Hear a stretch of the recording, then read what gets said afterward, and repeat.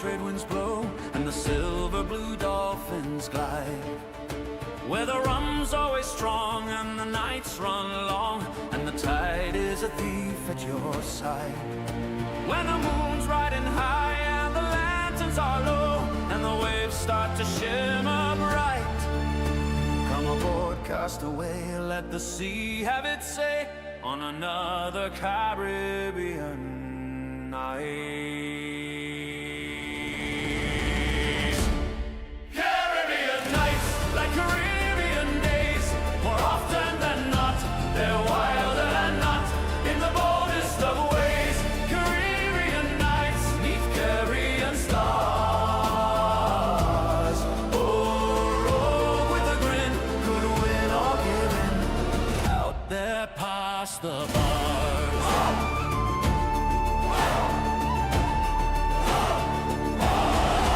Oh, the drums on the shore keep a whispering lore of the captains who never came home, and the gulls overhead cry of treasure and dread, where the reefs hide a kingdom of bone. But the breeze tastes the spice and the gamble feels right when your heart's set on freedom's bite. Raise a toast, stake your claim, let the world know your name on another Caribbean night.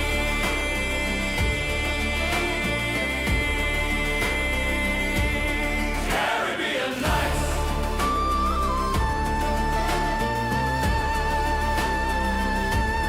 Caribbean nights.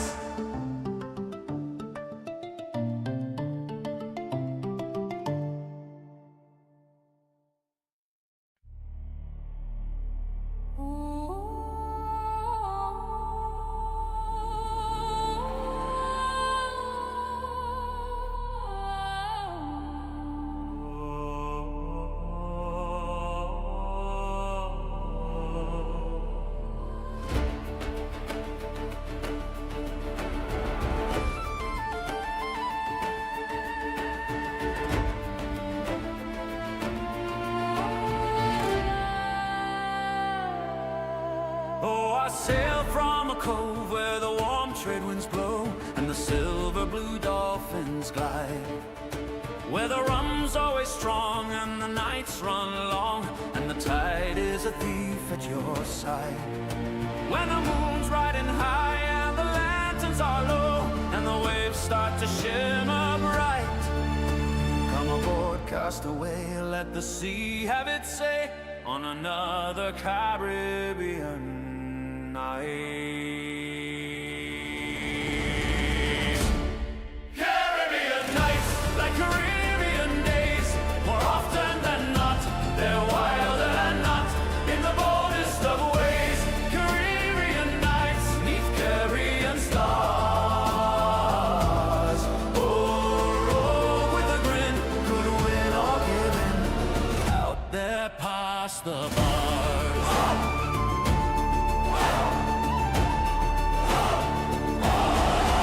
Oh, the drums on the shore keep a whispering lore of the captains who never came home, and the gulls overhead cry of treasure and dread, where the reefs hide a kingdom of bone.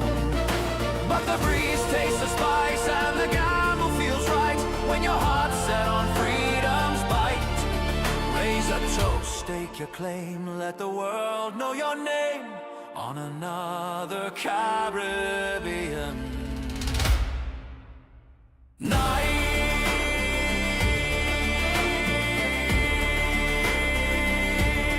Caribbean nights.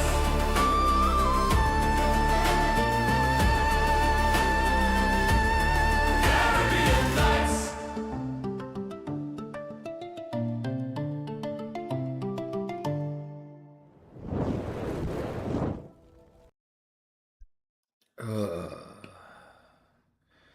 Welcome in, everybody. Welcome in.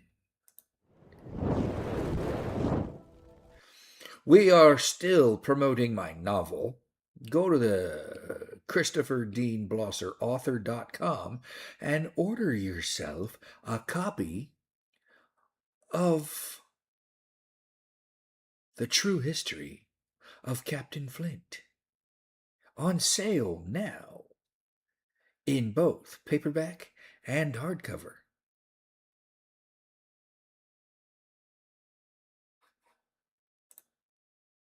This is what I've sold year to date so far. 3 paperbacks and 1 hardcover. No digital copies yet. And we are back. Our 64th episode of Rogue Bard Advice, a D&D TTRPG, archaeology, piratology, sports, and everything nerdcast. I am your host, the one and only pirate archaeologist, the rogue thief pirate archaeologist, Captain Bartholomew Bones McCoy, or sometimes simply Chris. I am here to answer your guys' questions, and the first question we've got in the Discord chat is if I wrote the words to the lyrics. Sort of. I did use Suno to make the theme song for this. So sorta, yeah. His fault for not having Puffy as part of his chat name. Well, he's not Puffy. I don't think he likes the Puffy Cheetos. I think the H-Town Saint likes the Crunchy Cheetos more than he likes the Puffy Cheetos. So, episode 2 to the 6th power. Yes. Know the score. 64. I came up with that. I don't know if it was clever or if it was just obvious. Also, you might notice that I've got 2 of my pirate rings on, and I've got my watch on. And that is because I went out and replaced them. I didn't recover them. I got them replaced. So I don't know. You'd have to ask him, and he's not in. I would like to welcome everybody in the chat. Who is in the chat? Welcome Kevin and Yokai and Kirk and Jim and Retriever of Gold, otherwise known as Aquatic Messiah. So what's going on? What's going on? Is Kirk causing trouble in here? Kirk always causes trouble. Please also go ahead and share this stream out to all your friends. Hit that like button, hit that subscribe button, hit that notification bell, and hit it hard. That way you get notified that we go live. Although apparently you could just get into the chat whenever you want, because apparently it allows that, even when we're not live. So I don't know. I mean, we couldn't do that in Chaz's or in the Bard Father's Bard advice. So I don't know what difference is with mine than with his, but I don't know.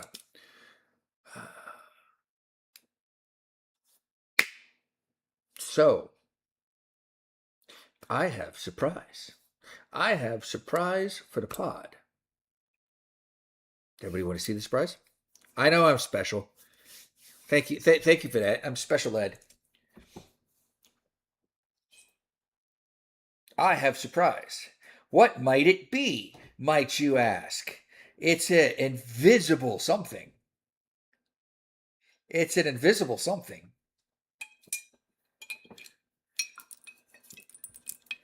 I've got a bottle of liquidy juice.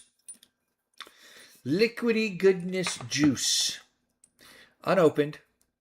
I just received it from the UPS guy today. It was supposed to be, it was apparently here yesterday, but they wouldn't deliver it because apparently, because of the juicy juice in it, it needs a signature. It needs a adult signature. No, it's not a jar of dirt. Although, if you know the bottle, and if you know what this is, you know who makes it. or at least partnered with people who made it. This happens to be 40 proof, 700 milliliters. Arsenic needs a signature? No, it's not arsenic. Let me read you this. On an island in the Caribbean, his flag waved. A skull for life's brevity, a lightning bolt for sacred friendship, the number 3 for creation, and 3 hearts for the loves of his life. 3 Hearts Rum emerged, rooted in loyalty, driven by purpose, crafted with distilleries across the islands, honoring their people, traditions, and giving back to the communities that embody its INEXORABLE, an inexorable truth. Our first expression is from the Dominican Republic, aged 5 years in ex-bourbon barrels, blended with Oloroso influence, and then recast for an additional 2 years in ex-cognac barrel. I present to you 3 Hearts Rum. 3 Hearts, Skull and Crossbones, 3 Hearts, and a signature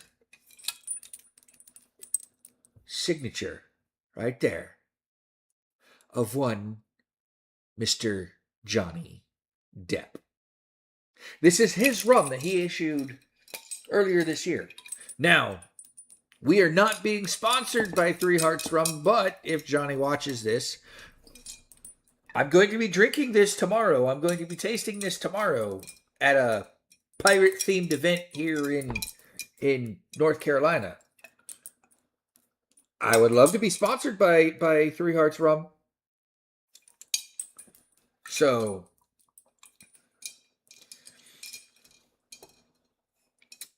but yeah, apparently it's smooth. I'll know more tomorrow. But that's surprise. That's surprise number 1. He partnered with the distilleries. So he designed the bottle. Johnny Depp designed this bottle. He designed it with the 3 hearts. He actually has that same 3 hearts tattoo. That right there is his 3 hearts tattoo. He designed this whole bottle. It is a cool bottle, and it's triangular. And it gives you get trinkets with it. And yes, the trinkets can come off, and I can use the trinkets with my pirate costume. But yeah, the trinkets come off. So I'm really excited for it. I really am excited for it. Just to taste the bourbon and the cognac flavors in a rum. Granted, it's aged 7 years, so it's not like the 12-year Appleton Estate that I was drinking. But if it's smooth, if it doesn't have a afterburn, then it's going to be wonderful. And it's touted as a sipping whiskey, so we'll see. We will see it next or tomorrow.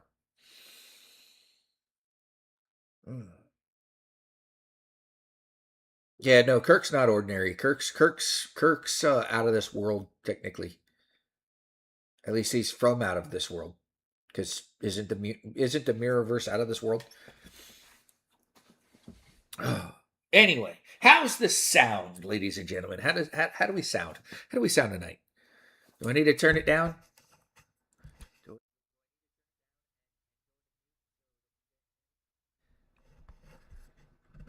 I know you couldn't hear me, but it was fun. Perfect. Sound is good.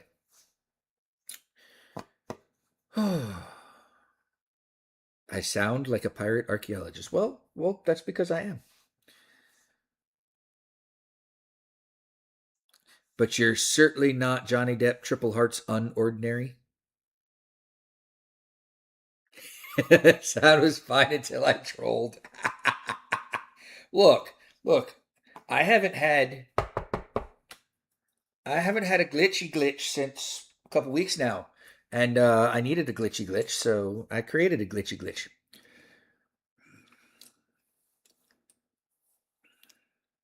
And no new book yet. I'm still brainstorming ideas for the next book in the series.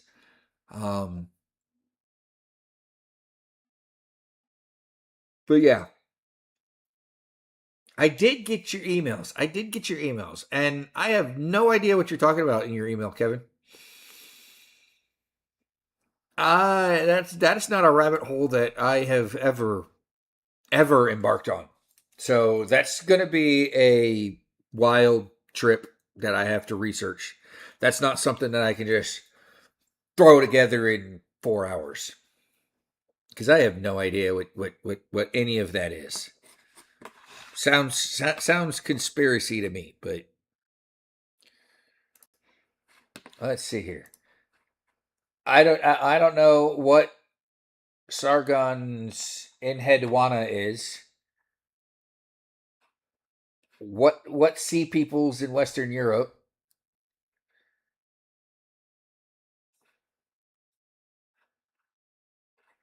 The Algonquino Basque language was here in the United States, so I don't know where you were.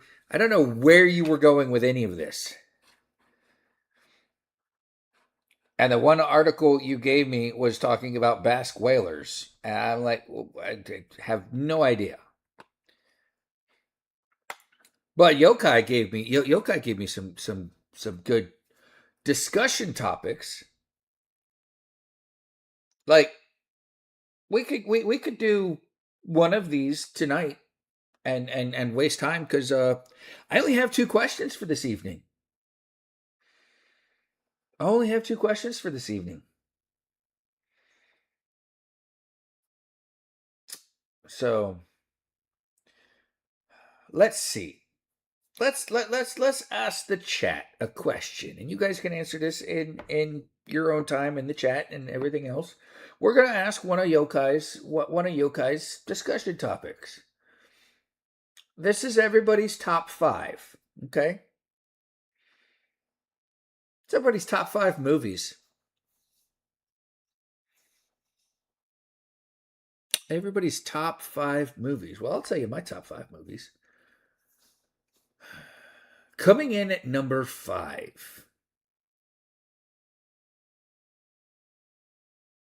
Coming in at number five. What's my go-to number five movie? It's got to be. It's got to be number five himself, Johnny Five. It's got to be Short Circuit. Got to be Short Circuit. Number five, Short Circuit. That's my number five. Number four. What? It is hard. It is hard because I'm doing this off the fly because you guys know I'm a cinephile. I like all sorts of movies. My number four top my top four my number four top movie.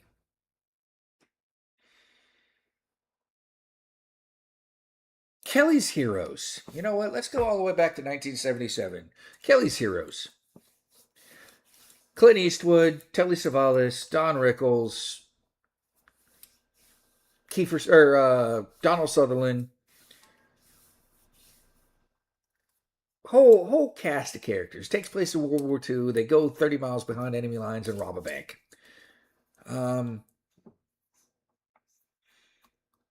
I've not seen Project Hail Mary yet, so I'm not even on that one. Ooh, my number three. Oh, this is going to be a list. Jesus, this is going to be a list. I might have to do two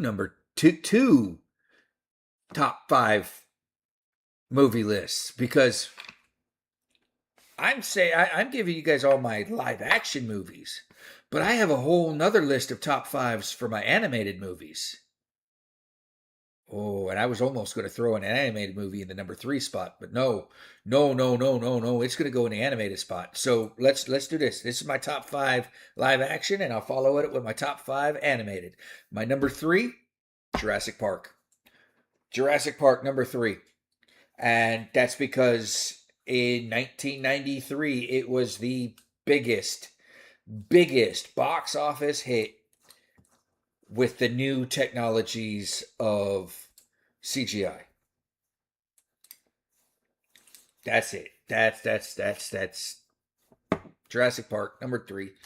Um, Number two.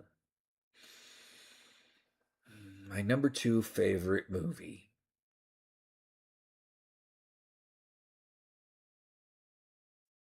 This is hard. This is hard. Jurassic Park is based on on a true story. Maybe, maybe. At least it will be in about 10 years. Hmm.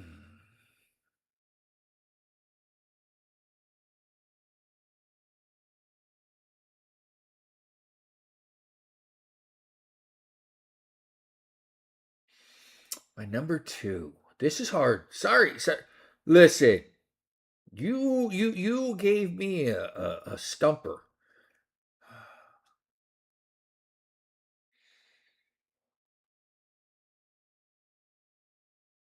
My number two favorite movie, live action.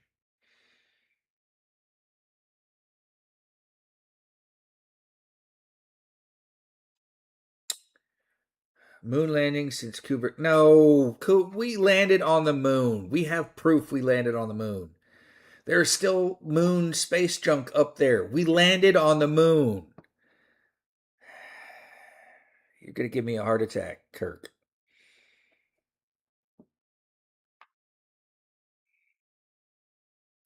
J.J. Abrams' Star Trek, the first one. Number two. I could watch that. I could watch that all the time because it's just so funny. It's great. It's got great comedic value in it. And that would be and then that would leave my number one favorite. I just watched that.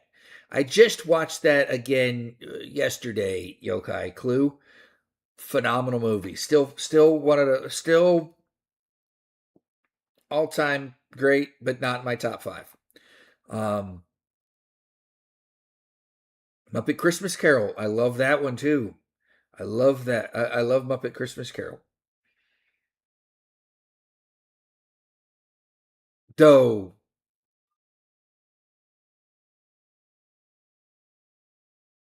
is that the one with Patrick Stewart in it, or is that just the Christmas Carol?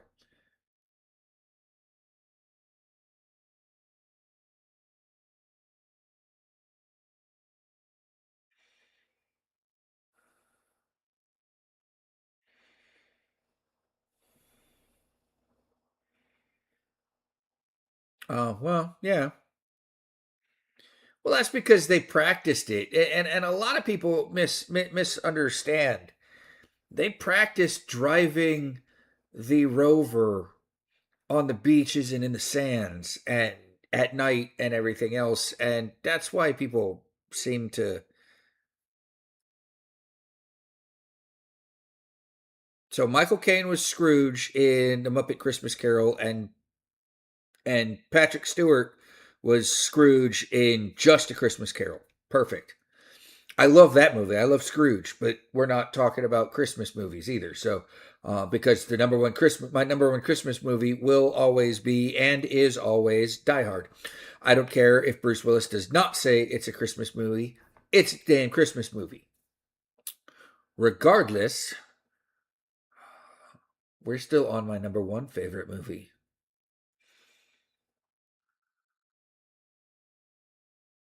You know what?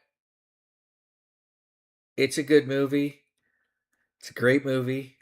It's got Carrie Fisher in it. It's got Frank Oz in it. It's got Steven Spielberg in it as a character.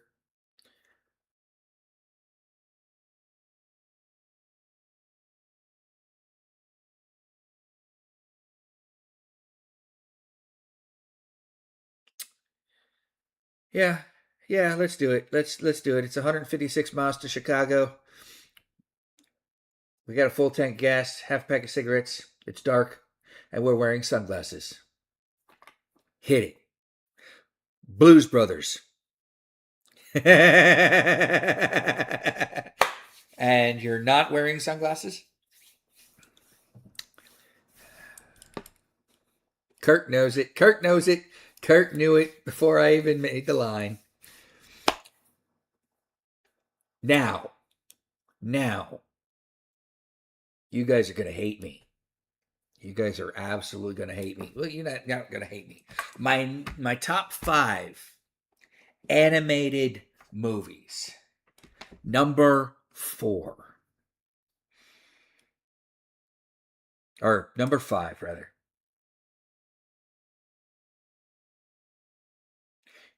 Listen. You told the Penguin that when you got out of prison you were going to go see the Penguin. So here we are. We're here to see the Penguin. Number 5 animated movie.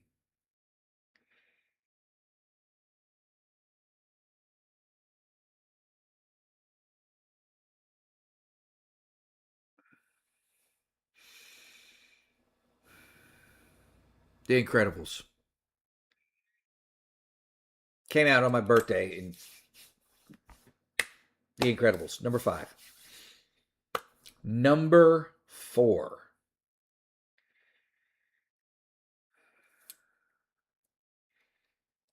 Number 4.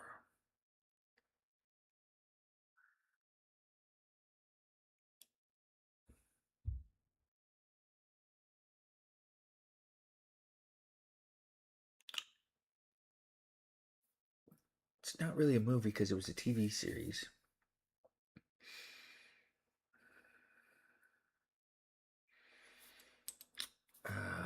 My number 4 animated favorite animated movie.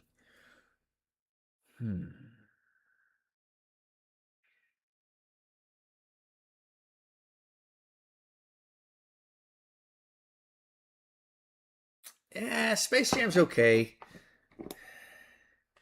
Not really. What?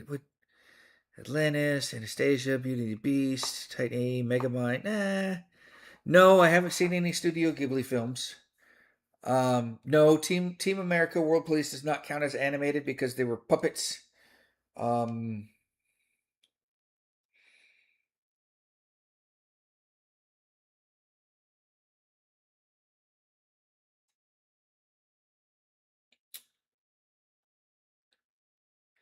see, I want to put this one higher, but I don't.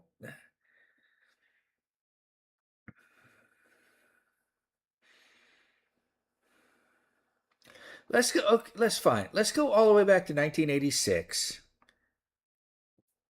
It wasn't stop motion. They were actually puppets on strings. They were actually like marionettes. Um,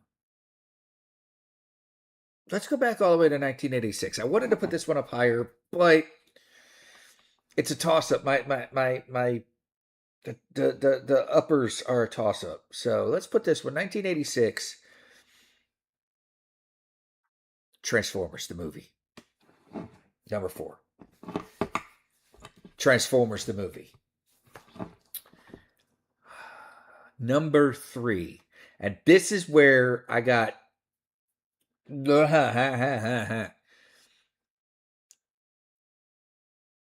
Jim. Jim's name, Don Bluth, reminded me that these are some of my favorite movies. And I don't know why. I don't know why I like Don Bluth films, Don Bluth animated movies more than I like Disney animated movies. Though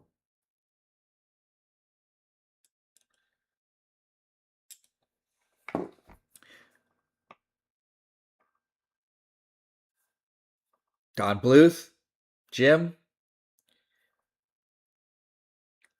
yokai, yes, but American Tail. An American Tail, number 3. American Tail 5 Goes West was okay as a sequel, but American Tail, yes, absolutely. Um,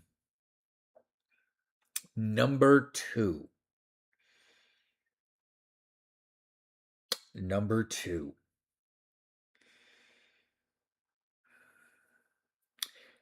Well,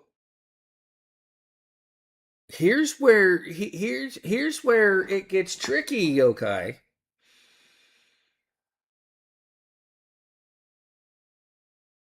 Because didn't Don Bluth do LBT?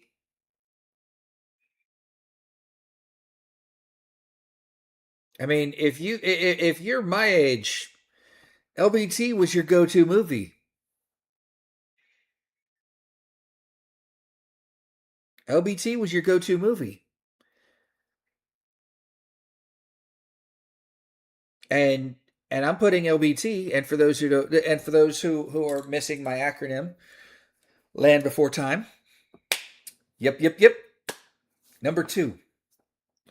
Now, here's where you're gonna here's where you're gonna just blow your mind. Here's where I'm just gonna blow your mind. Because the cast of my number 1 favorite animated movie, where I would do anything to go watch this movie,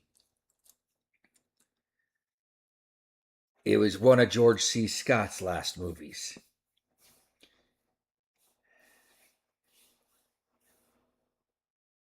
And I can do a pretty good George C. Scott.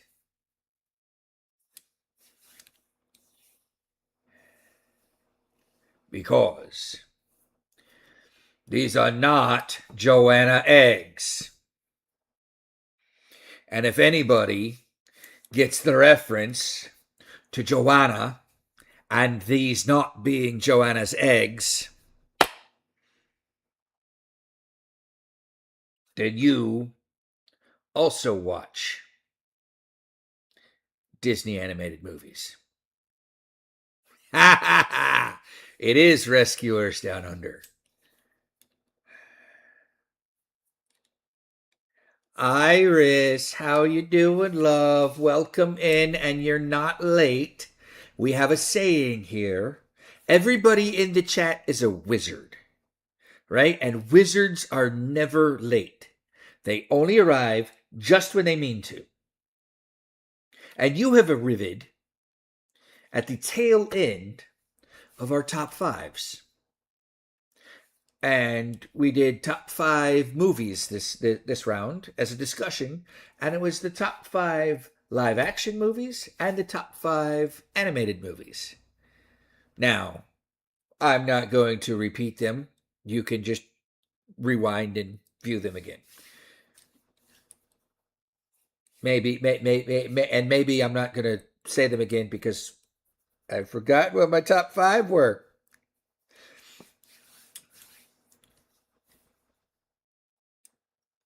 The Rescuers was good. The Rescuers Down Under was good. The Rescuers Down Under was in my opinion was better because they had Orville in it and not Wilbur, because the voice actor who voiced Wilbur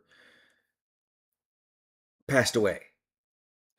So then they brought in Wilbur's brother Orville, who was voiced by the legendary John frickin' Candy. And then George C. Scott. George C. Scott was always you immediately know that gravelly, raspy voice. These are not Joanna eggs, and you automatically know that movie. And that whole scene with Joanna the Goanna, stealing the eggs, and if only I could do it. If only I knew the boy's weakness. But the boy's only got one weakness, and it's that eagle.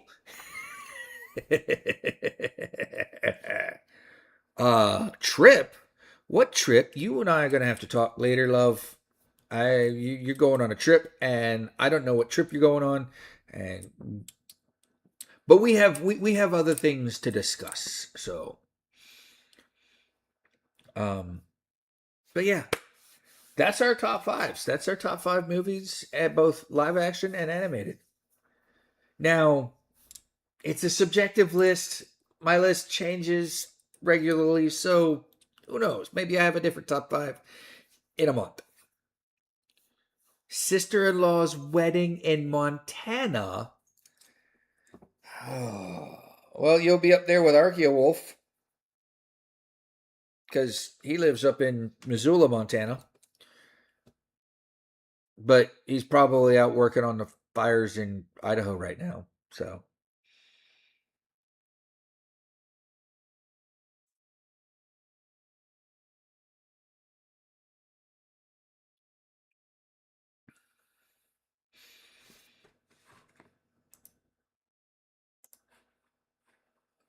in Missoula?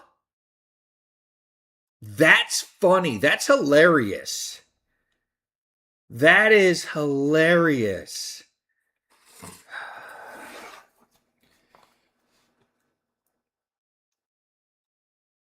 That is hilarious. Well, if you're driving in downtown Missoula anytime and you see a lime green, well, not lime green, but a light green freaking 76 pickup truck, a 76 Dodge pickup truck, that would be Archeowolf. And he probably have Atka, Akaton, and his other husky in there. Thor. Yeah, it's Atka, Akatan, and Thor. But he'll probably be riding around with his huskies if he's home. Who knows? Maybe you could stop. Maybe you could stop him and say hello.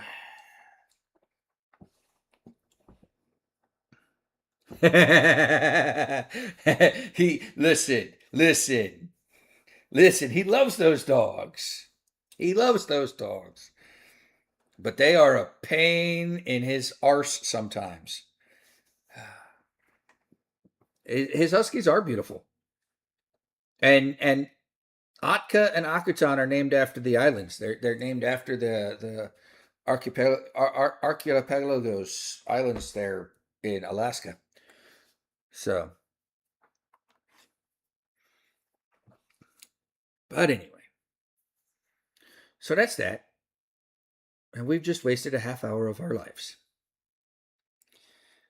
Shall we do questions? There's only 2 questions tonight, and that's because you guys.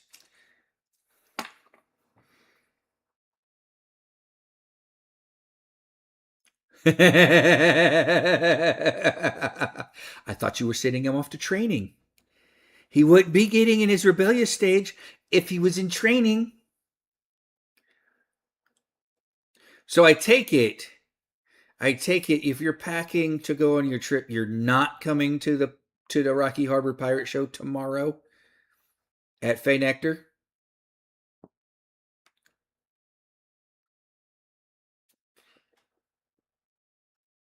Because if you were, you missed the surprise that I had that I showed chat.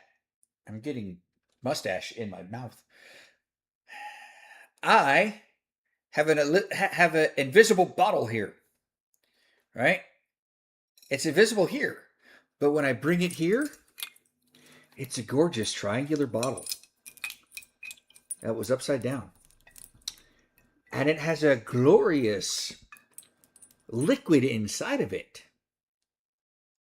And we're stopping to do another commercial for this brand, right? It is magic, Kirk. It is magic. I just love this bottle, and it comes, like I said, it comes with trinkets and stuff. Maybe I get another bottle, get more of these trinkets, and put these trinkets in my beard.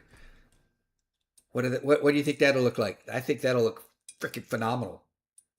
But this, my love, is Johnny Depp's Three Heart Rum. It's aged 5 years in ex bourbon barrels and another 2 years in ex cognac barrels. And I'm bringing it to Fay Nectar tomorrow. And it's not open yet.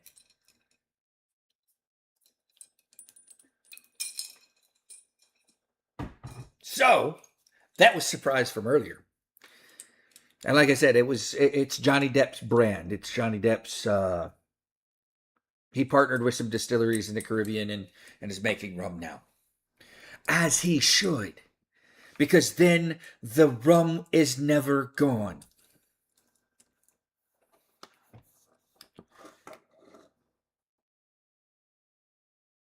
I know you would, but Moss and I are getting the first sips out of it. And I didn't go. I wasn't able to go to the mermaid thing last week, so I'm going to Rocky Harbor Pirate Show tomorrow. But we definitely have a lot to catch up on and talk about and things, and I've been thinking about things. Um. So, but anyway, let's get to the first question. The first question comes from one of the Kirks. I don't know. One of the Kirk Wagners, whether it's the Mirrorverse Kirk or if it's the actual Kirk. Well, the rest of the gang's not going to be there. Nixie decided she was going to go to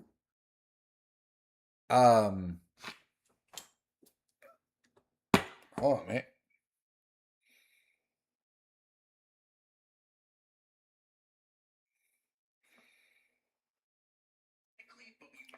No, no, no, no, no. No, no, no, no, no.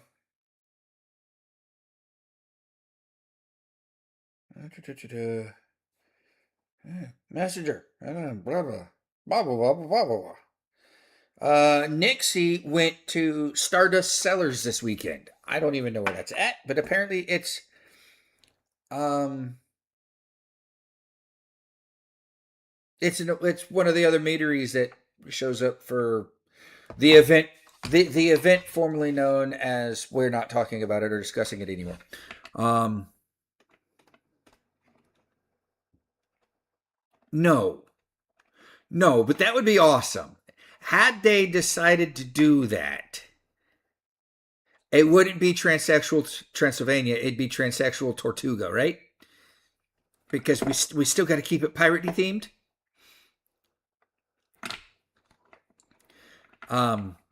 But yeah, Nixie decided to go to Stardust Cellars, and I haven't heard from Carissa and Cassius. They last week moved into, or at least signed the lease to move into their new place together. So they might be moving into the new place still. But I don't know if Captain Patty Sue of the Dog Mom is going to be there. I don't know. I know Moss is going to be there because he's the MC for the whole thing. And then I'm going to be there because I'm still here in North Carolina. But I'm only here in North Carolina until the 20th or so. And that makes me sad. But it's work. It's things I do. So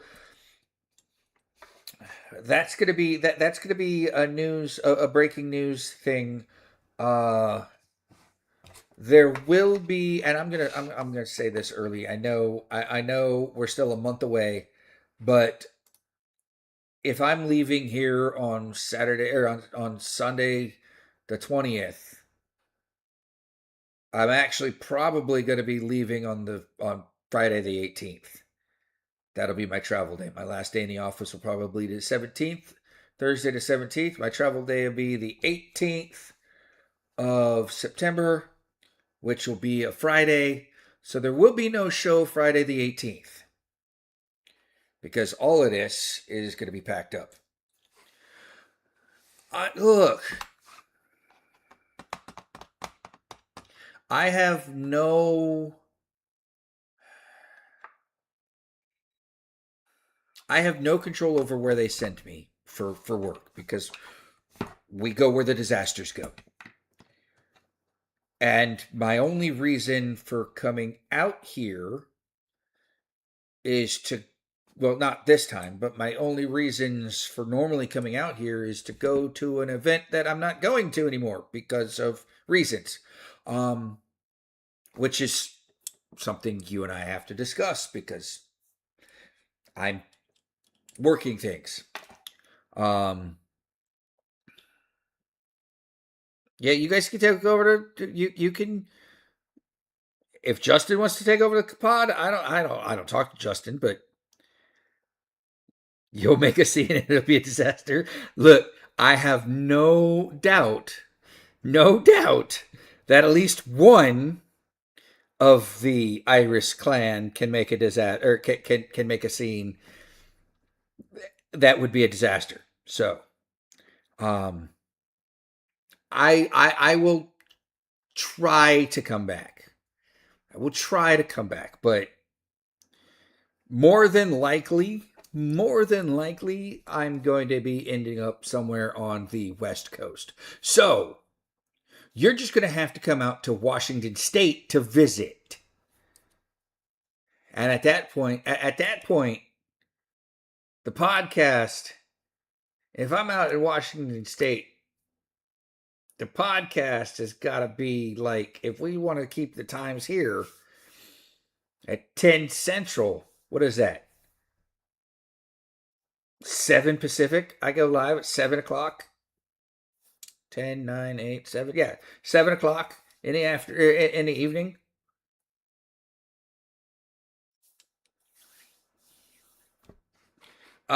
Closer to, starts with a B. Hold on a minute.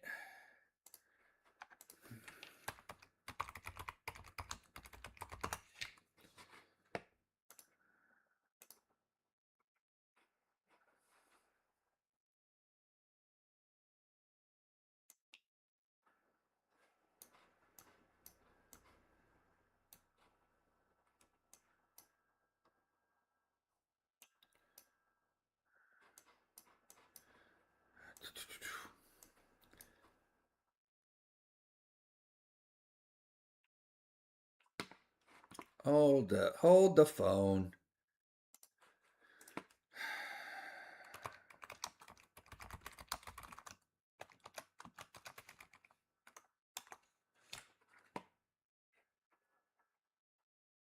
Bothell. Closer to Bothell.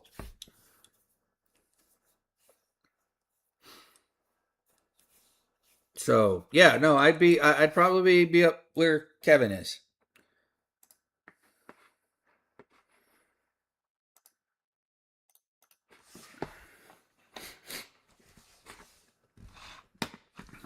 So,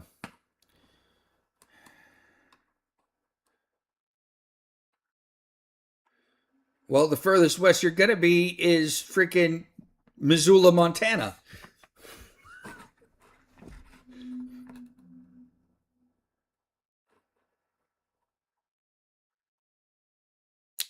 Well, it's still in that same region. It's still in the Pac Northwest, so. But yeah, so no show on the 18th because travel and everything else.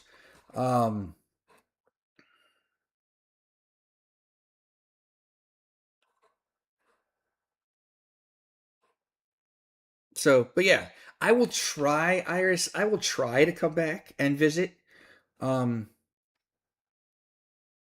Not going to say never. I'm not going to say I will never be back, but things seriously have to change with something. So we'll leave it at that. You and I can discuss that offline. But let's get to questions because this question was really fun. It was really fun for me, and it came from Kirk.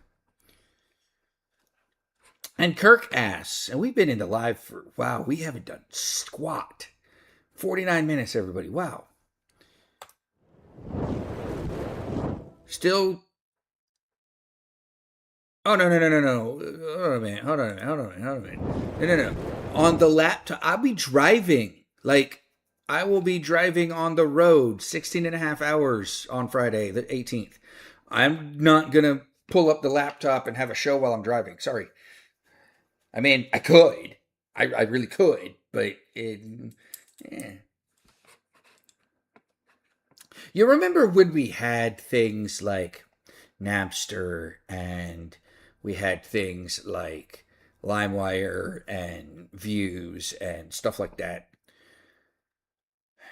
It was my early days in the Army. I was driving from Fort Campbell, Kentucky down to Florida because I would go down on the weekends because I'm from Florida.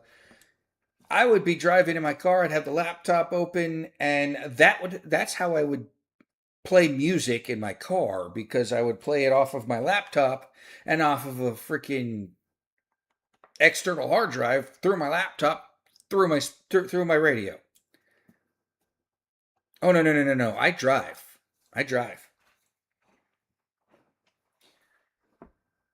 Not trying hard enough. I have a pirate gremlin child to spoil here, so I'm gonna have to get her some pirate gear.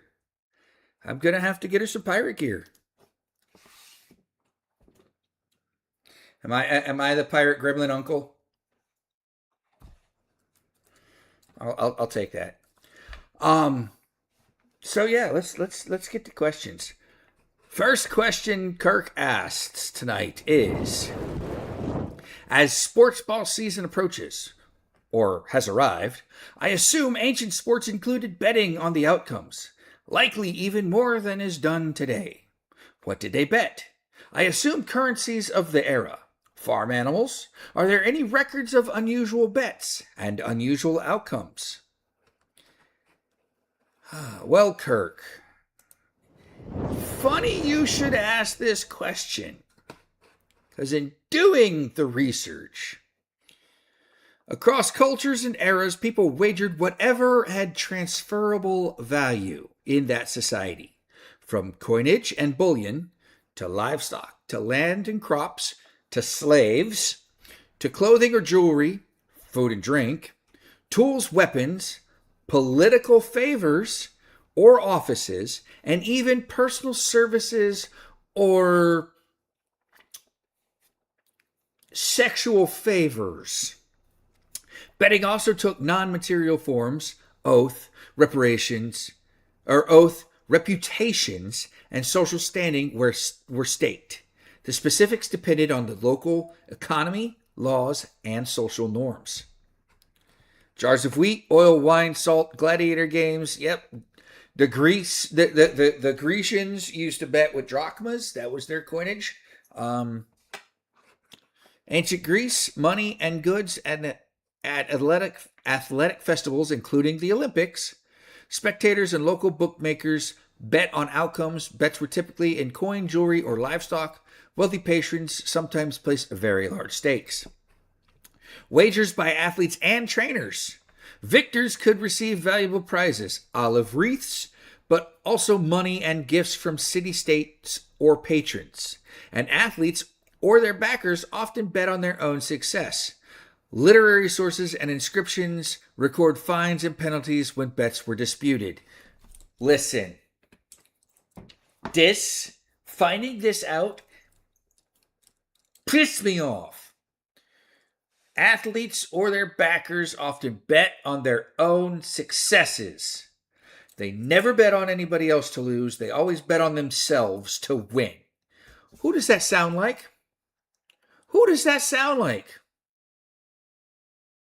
Never bet against his team.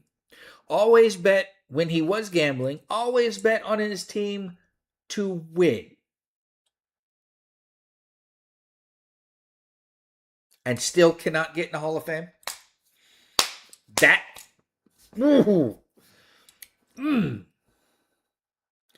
Not Calvin Ridley. Pete motherfrickin' Rose. And he passed away, and he's not going to see him. Footwear guy. Yes, footwear guy. He passed away, and he's not going to see himself get into the Hall of Fame. And he should. He should absolutely be in the Hall of Fame. If you've got people in the Hall of Fame with asterisks by their names for steroid usage, then you could put an asterisk next to Pete Rose's name, says he was banned from baseball, but he's still the leading hits runner of all, or the leading hitter of all time. But here's the problem with that. Canton is not part of Major League Baseball. They have their own criteria. Major League Baseball banned Pete Rose for life, right?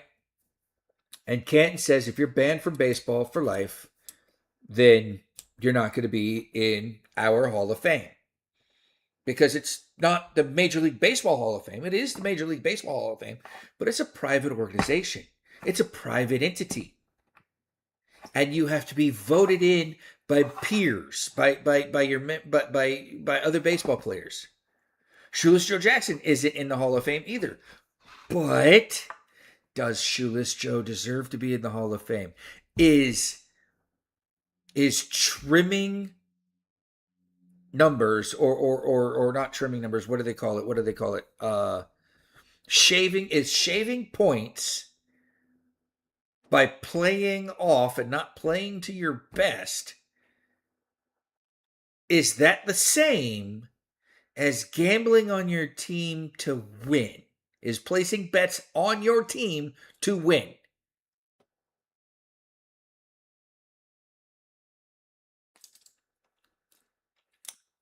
Shoeless Joe Jackson, great ball player.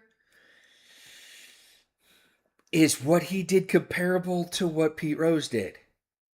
And if it's on the same level, then absolutely put Shoeless Joe Jackson in and Pete Rose. Maybe a kicking shoe emoji. maybe. But let's move on. That was my Pete Rose spiel because athletes in ancient Greece were doing this. Were betting on their own successes. So that's just ancient Rome, chariot races and gladiatorial games. Betting was widespread at the circus and amphitheaters. Romans wagered, and by the circus they mean the racetrack. That's what they called the chariot racetrack, Circus Maximus. Romans wagered coins, slaves, clothing, and household goods. They were also professional bookmakers and informal betting pools. Imperial edicts sometimes tried to curb excessive gambling, but with limited success. Now, if the ancient Romans were professional bookmakers, maybe that's where the Italian mafia got it when they came over from New York or to New York. I'm just saying.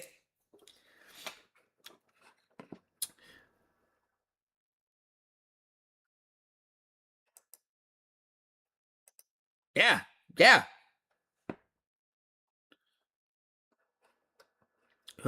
I'm against corruption, dirty betting, but I think someone should get into the Hall of Fame for their achievements. There are lots of asshole Hall of Fame. Yeah, absolutely.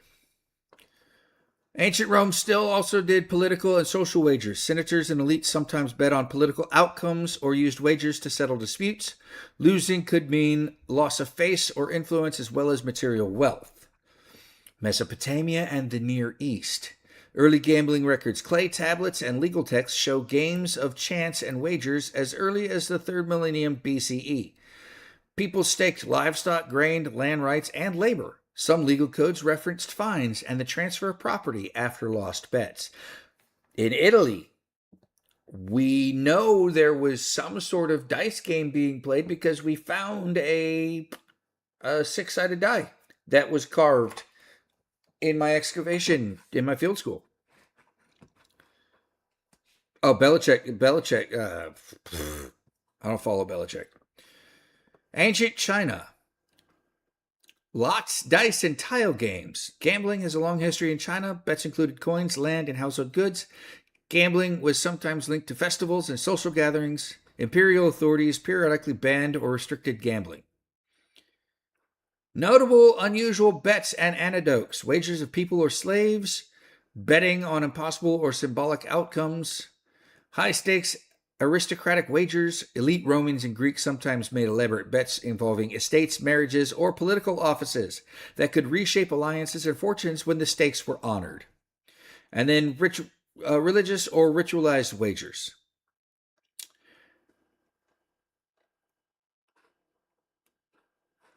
So, hopefully you got an answer there. Yes, betting has been going on for as long as people could bet on something. Probably.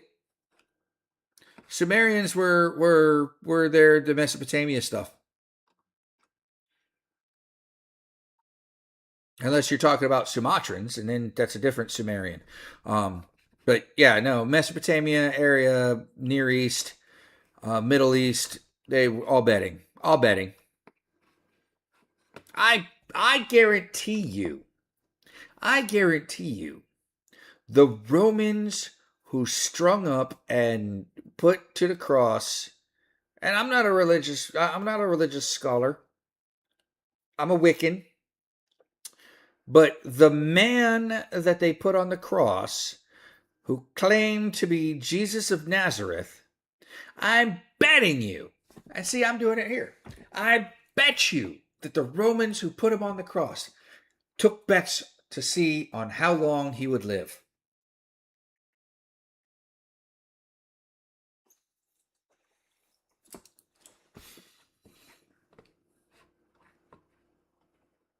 How long would he live?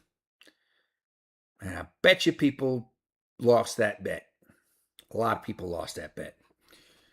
Anyway, there's your question, Kirk. Hope you got something out of it. Hope you got a good answer out of it. Pirates bet all the time.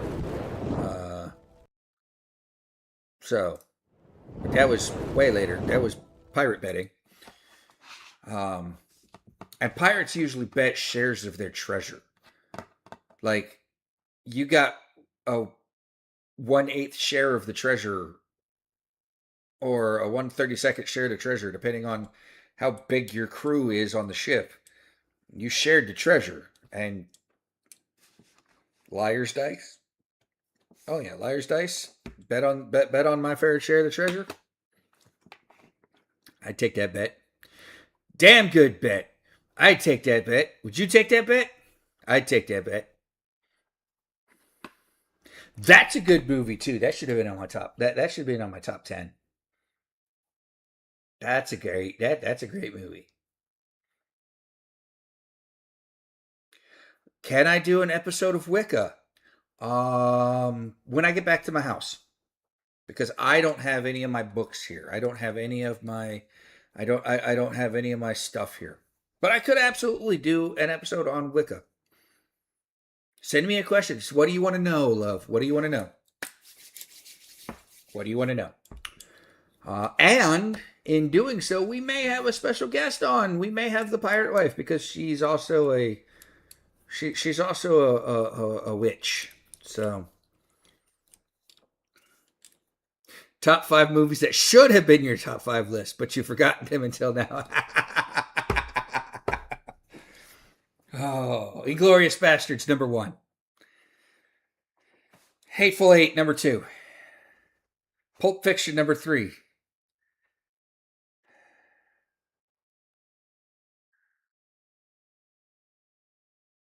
Pulp Fiction, number 3. I didn't like Kill Bill. I didn't like Kill Bill Volumes 1 and 2. But Reservoir Dogs, number 4.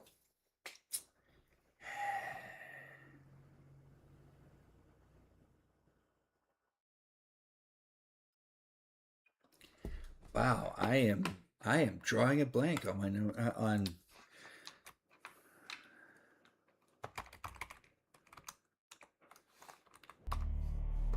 I'll be right back. Hey, that was neat. Reservoir Dogs. You know, I actually like that one. Once Upon a Time in Hollywood. I actually enjoyed that one, because that one is technically based on a true story.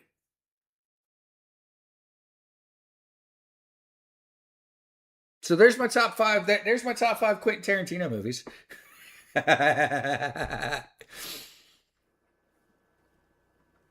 But yeah, Once Upon a Time in Hollywood, that was a great movie. And it was based on a true story. Because everything in that movie, not everything in that movie, the main particulars in that movie were true. Sharon Tate, that was the Sharon Tate murders, basically.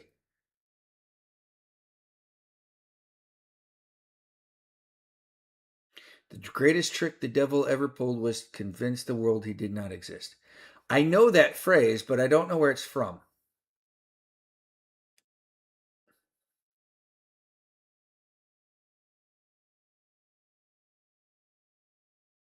Well, listen, listen, Iris. We can school you. We can school you on the art, because that's really what it is.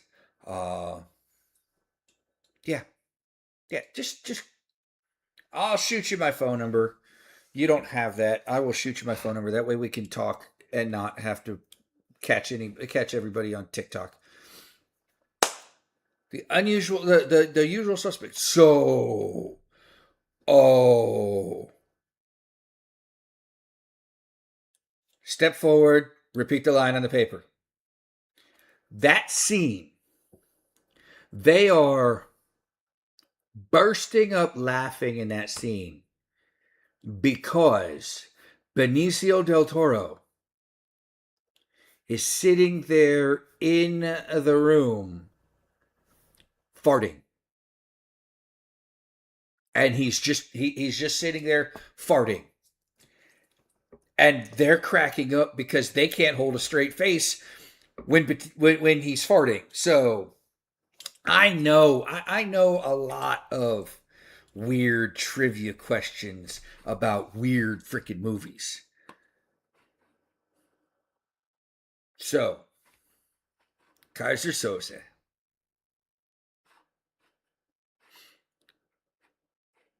But, Kirk, thank you for the question. As always, please send me more questions and on time and on target. You haven't been on time and on target yet, I'll just start calling you Mulligan. And if you understand, okay. Kelly's Heroes. Telly Savalas played Big Joe. But George Savalas, Terry's brother, is also in the movie. And he plays the mortar munitions sergeant who is in charge of firing mortars and everything into the towns. And his name is Mulligan.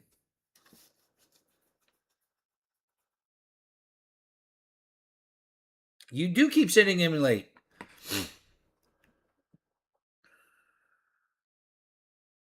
Did you manifest becoming friends with me?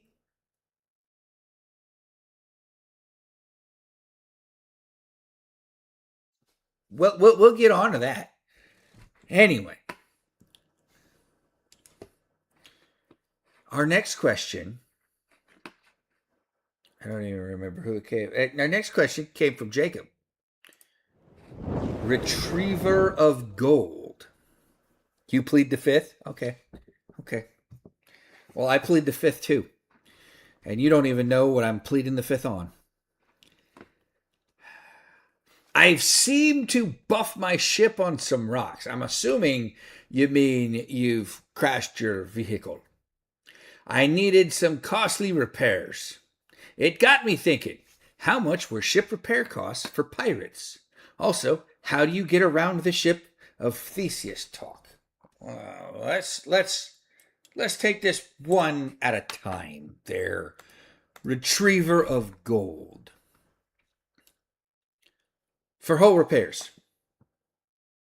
So, ships of the era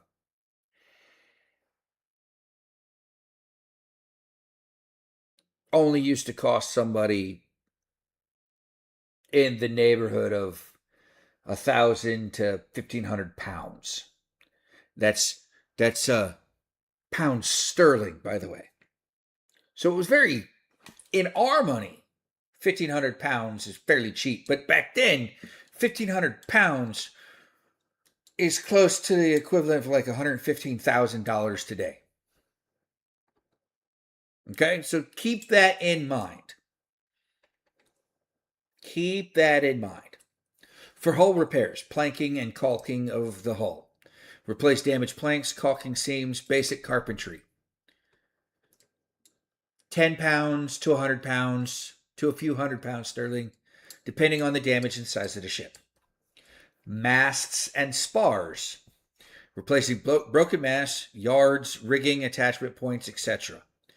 From 10 to 200 pounds sterling. Small repairs, low end, full mast replacement at the high end. So a full mast would have been 200 pounds sterling. Rigging and sails. New sails, hemp rope, blocks and tackle, all the stuff you actually need for sailing and for rigging. Between 5 and 20 or between 5 and 100 pounds. Coppering and sheathing. This is when you want to make your hull like an ironclad. Put the copper sheeting behind the wood and everything else. Keep cannibals from penetrating your ship. Copper plates to reduce fouling, which is also this fouling is the growth of barnacles on the bottoms of the ship and everything else. Anywhere between 100 to 500 pounds. This is a major investment, and it's usually done by the wealthy people. Yeah, yeah, exactly. If it's costly in a home, it's costly on a ship.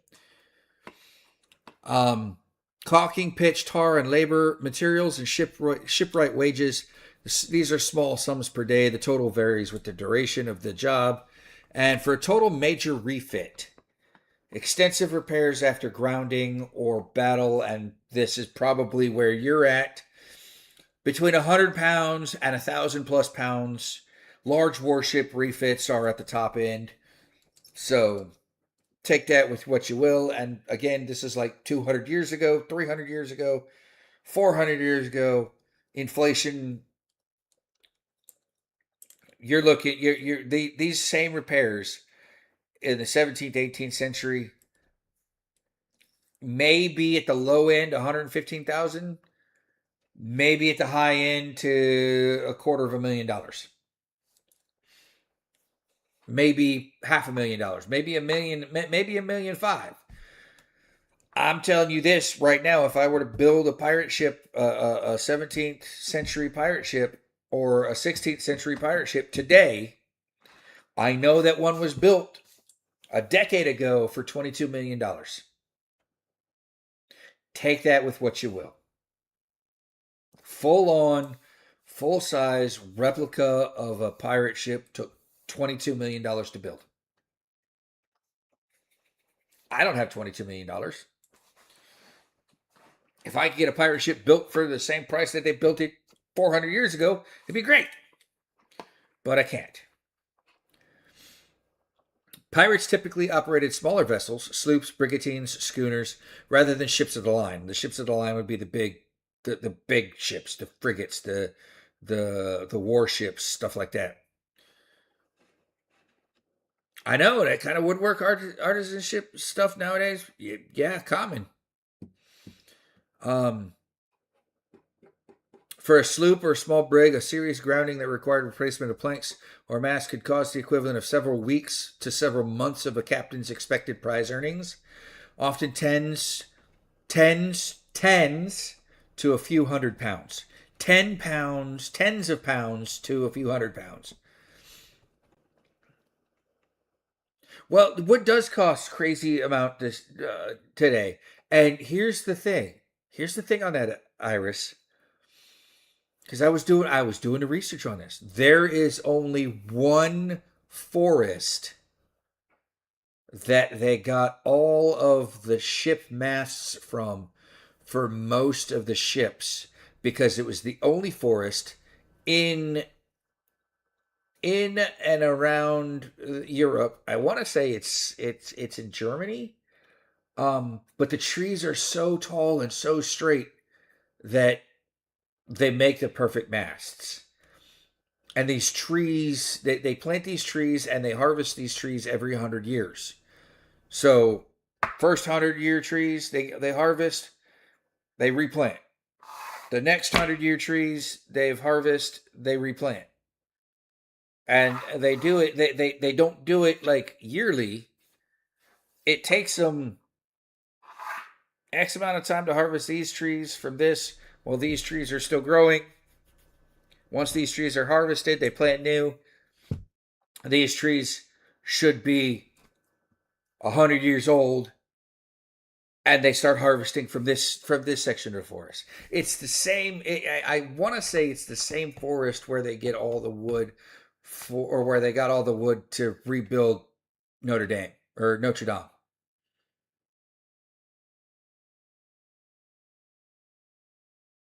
So, yeah, deep forest to reduce branches and knots. Exactly. Exactly. The trees in Washington State, Douglas firs, probably. You'd shape. We could trim the branches off and do it, but they would be good. But the trees in so let's do this.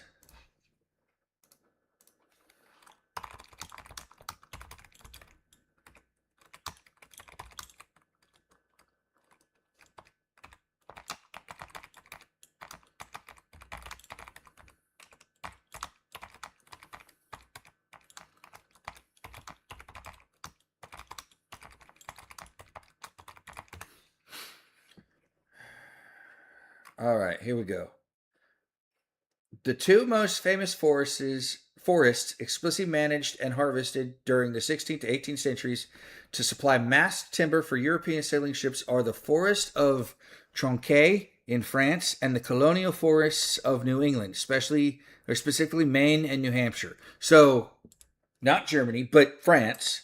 The forest of Tronquay in 1617, Jean Baptiste Colbert, the minister of France to King Louis the 14th, organized the forest of Tronquay specifically to secure the future of the French Navy. The irony is it takes 200 years for these oak groves to fully mature. By the time the trees were ready to be harvested in the 19th century, navies had already transitioned from wooden sailing ships to steam and ironclad vessels. So, the royal monopoly in New England, the New England mast pines, eastern white pines grow over 150 to 200 feet tall. To secure them, British Crown appointed surveyor generals to march through the forest and claim the best specimens by blazing them with the king's broad arrow, a three-pronged mark declaring the tree property of the king. So, sequoias, maybe not. I think they might be a little too rigid then.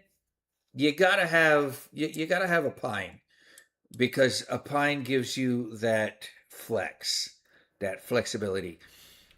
Too rigid, and you're going to snap your mast in heavy winds. You just will. So yeah, it's gotta be a flexible tree, which is why I think the Douglas firs, any conifer, the oak trees are a tough tree, but they're also they're a hardwood tree, but they're also a flexible tree. They typically move. God.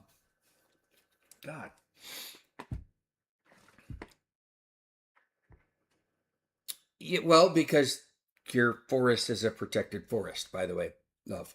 Um, Most of the forests here in North Carolina are protected forests.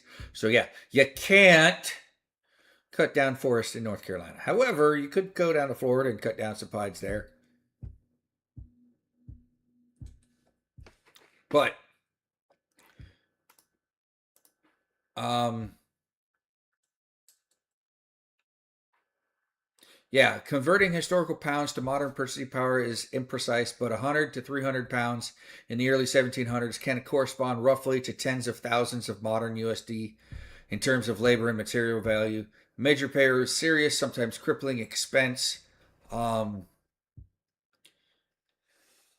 Now, on to the second part, the ship of Theseus problem.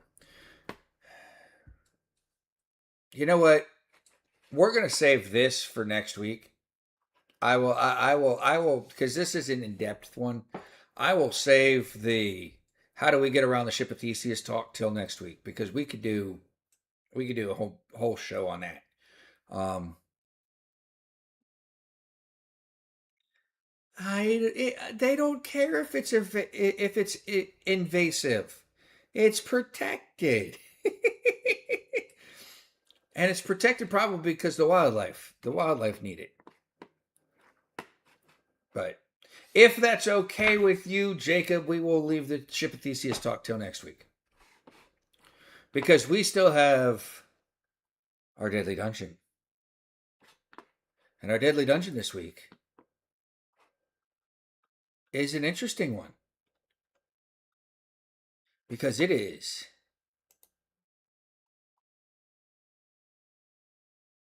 Ash Williams and his boomstick and chainsaw hand. And any one of the Laura Crofts. Like, any one of the Laura Crofts. My favorite Laura Croft happens to be Angelina Jolie's Laura Croft. But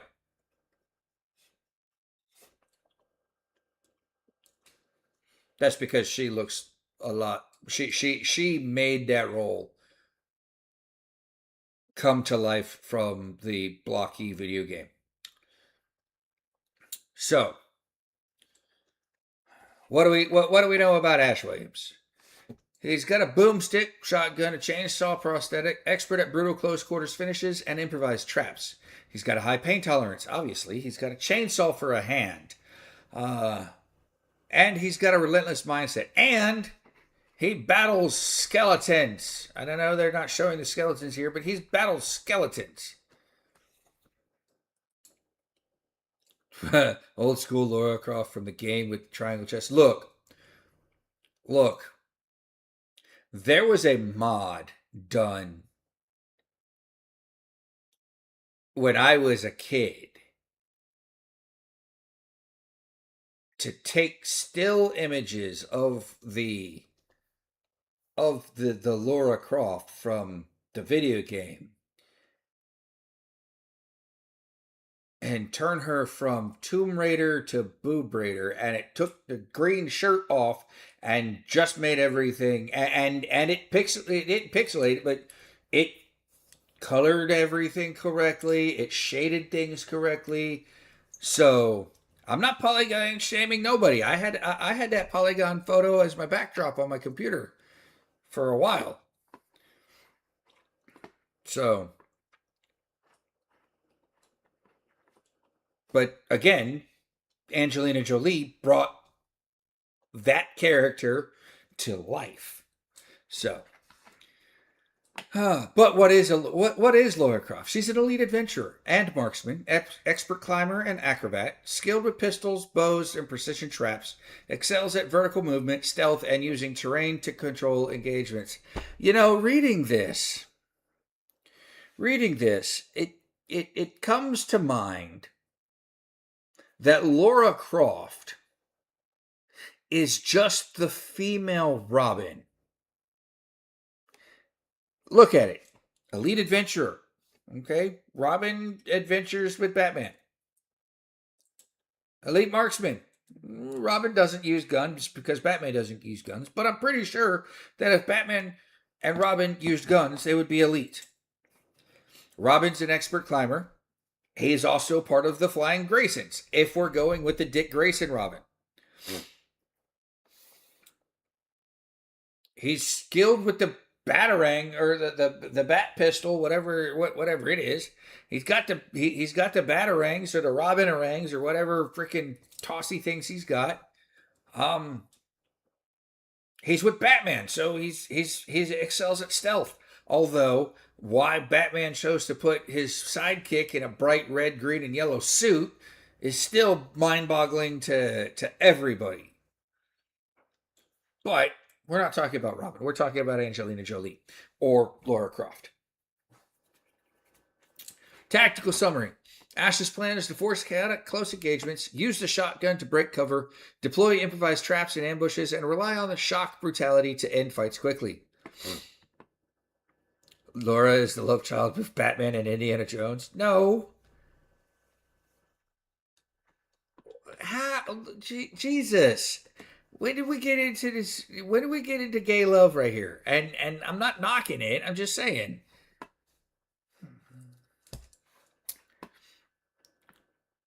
Laura's plan is to deny close approaches with disciplined ranged fire and mobility. Use use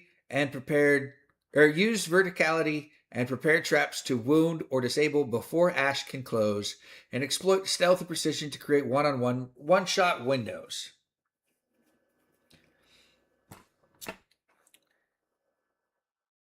The battle simulation.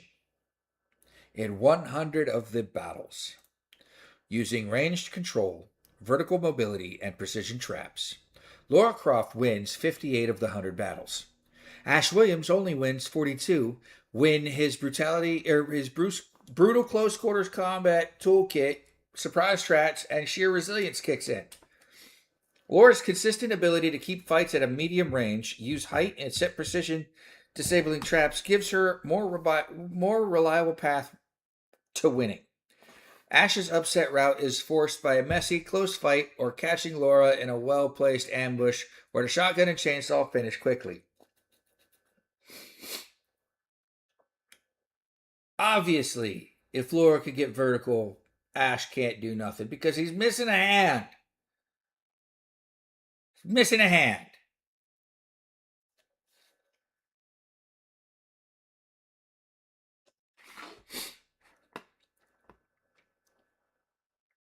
You're not talking about Gayla. I know. It's the way it's Batman and Robin's daughter, kinda. Carmen Sandiego and Indiana Jones is more like it. Yes, I like that. Or Batman and Carmen Sandiego. I like that too. Oh, anyway. We don't knock the gay love. We like the gays. We love the gays. Anyway, but that's what the battle simulation said. However,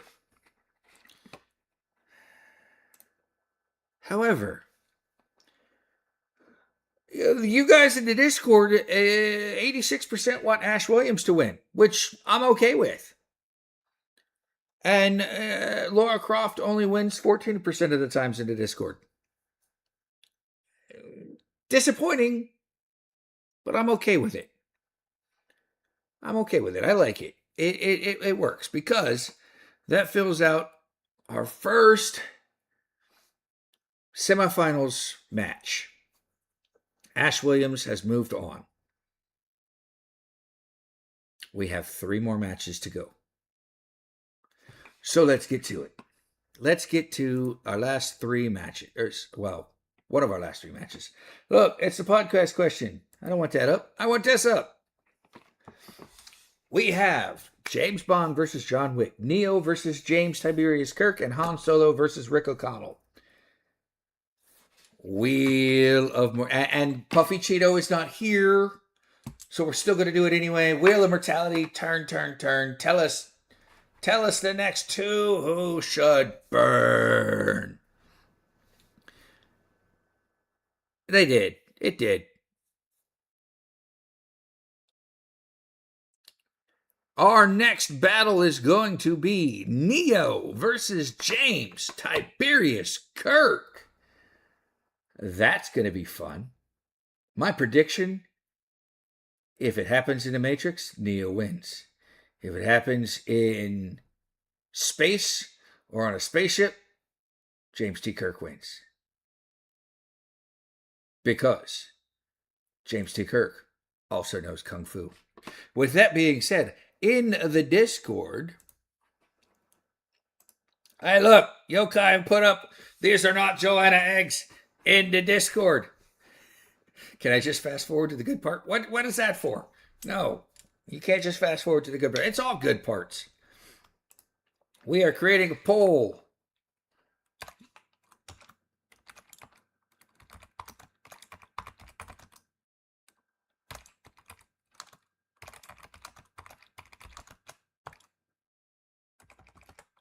If I could spell battle right.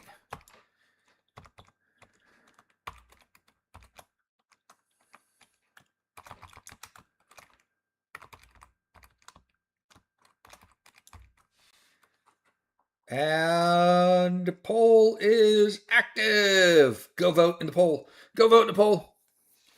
Okay. My favorite game back in the day, so I'd play it again. What would that be? Carmen Sandiego? Where in the world is Carmen Sandiego? Boom, boom, boom, boom. Carmen Sandiego. Does bullet time work versus light speed lasers? I don't know. Poll active verified. Yes, yes, yes, yes, yes. Did you? So we are in chat, everybody. Let me go to live scene. Let me go to the big screen. We are in chat. Woohoo! We have made it to another ending of another episode 64. Wow, guys, come on. Did you, Iris? You played the video game, but did you watch the TV show? It was like Jeopardy for kids, but it was Where in the World is Carmen Sandiego? It was a trivia game show. I watched it religiously, only because I also liked the a cappella group that they had there for the freaking the game show and the cartoon. Yes. A. Assume Neo could bullet time against a bamboo cannon shooting diamond. I just found out recently that the dog who was in Wishbone had passed away, and that his name wasn't Wishbone. Um,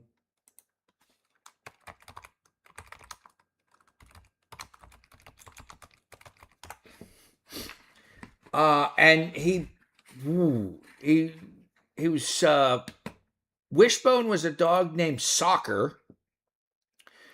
And I knew he probably had passed away, but I didn't know exactly when. It was a Jack Russell Terrier who starred as Wishbone, died of natural causes on June 26, 2001. He was 13 years old when he passed away at the Texas ranch where he lived with his trainer.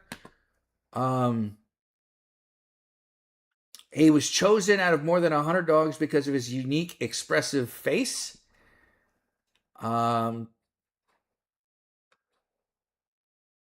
He appeared in commercials. Before his fame on Wishbone, he appeared in national TV commercials for Nike and Mighty Dog and other brands. And he retired to his trainer's ranch in Princeton, Plano, Texas, where he spent his final years. So I miss that dog. Look, Wishbone is still alive in our hearts. Wishbone's still alive in our hearts. And if you want to see Wishbone, we can go right here, and I will give you Wishbone.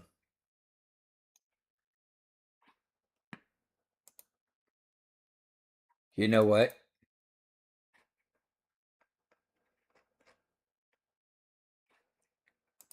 Here it is, and I'm gonna steal. I'm gonna steal a line from Jon Stewart.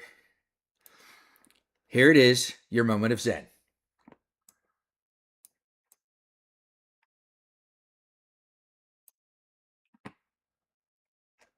Damn it! Come on, no, just give me a picture.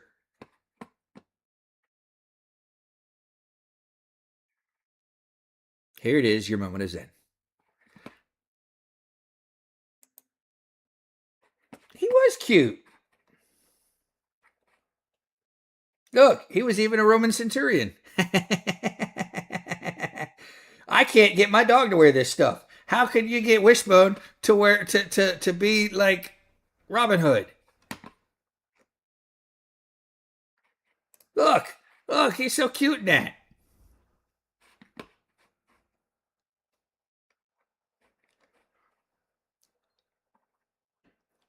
Anyway.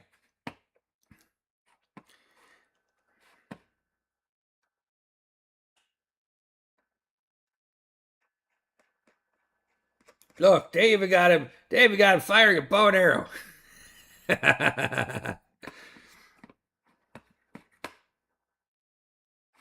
So anyway. So We know my good things of the week. I already showed you guys my good things of the week. I got this neat, cool bottle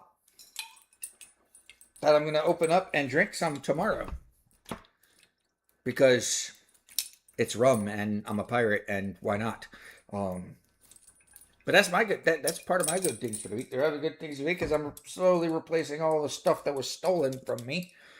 So, what is everybody's good thing of the week?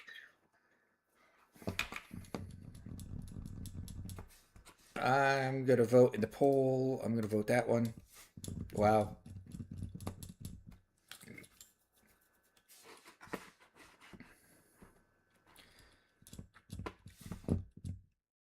Good day of the week, everybody. Oh, football is tomorrow. Football was today too, I think. Preseason's still going on, right? Oh, so good day of the week. I told Puffy Cheeto, and I'm going to say this on a live. That way, there is proof, all of it, because whoever is in the live who's not part of the Discord won't ever see that. But I told Puffy Cheeto, week 5. Week 5. Dallas Cowboys plays the Tampa Bay Buccaneers in Dallas. Or Arlington. It's not really Dallas, it's Arlington. They should change their name to the Arlington Cowboys. But Tampa Bay goes to Arlington to play the Cowboys. And I told her that if Tampa Bay wins, she cannot talk smack about Tampa Bay or any football for the rest of the season. I think that was a good bet. See, we're betting on that. We're betting on the silence of Puffy Cheeto. Thus, know the score. There's always a reason for the titles of the show, and I just said that for 64, but we finally know the reason for knowing the score.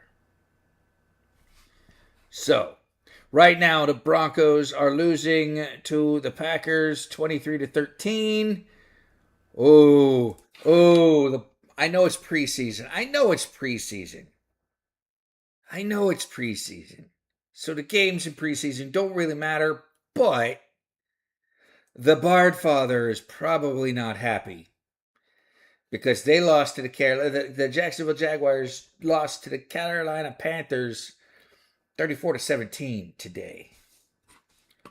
And the Jets, I know it's, again, preseason. The Jets beat the Steelers 17-0.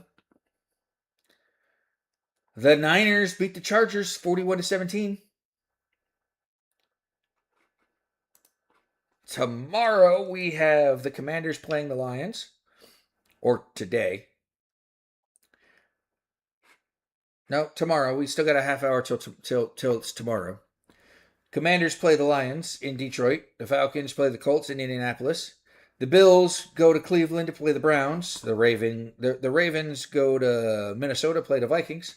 The Giants go to Miami to play the Dolphins. The Saints go to Los Angeles to play the Rams.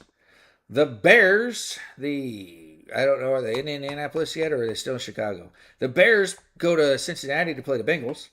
The Eagles travel just like 4 hours north to go up to Boston. Well, maybe 6 hours north to go up to Boston to play the Patriots. The Kansas City Chiefs come all the way down to the Bay Area, to Tampa Bay, to play the Tampa Bay Buccaneers. Let's go. And the Chiefs, that's impressive. The Chiefs are 0-1 in preseason. Tampa Bay's 1-0 in preseason. Let's go, Tampa.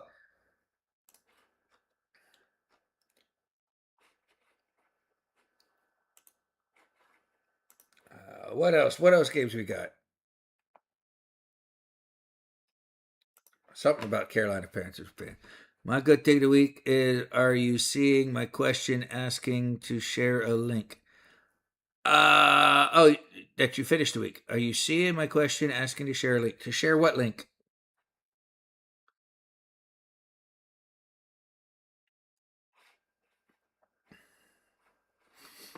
I don't think you will be able to cure Puffy of her fandom. Cowboys fans have to be loyal to love the Cowboys.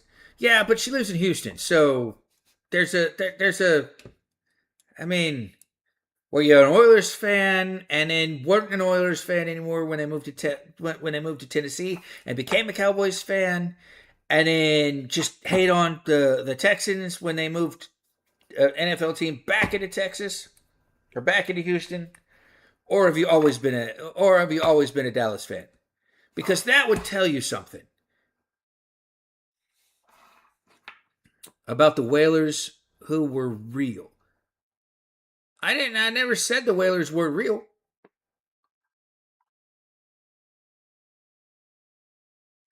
I don't know if you could share the link in here, but sure, go ahead. Fine. You're a Ferrets fan? I didn't want you to do the whole long bunny trail. Just wanted you to look at the best Whalers you get. I saw the article. I read the article.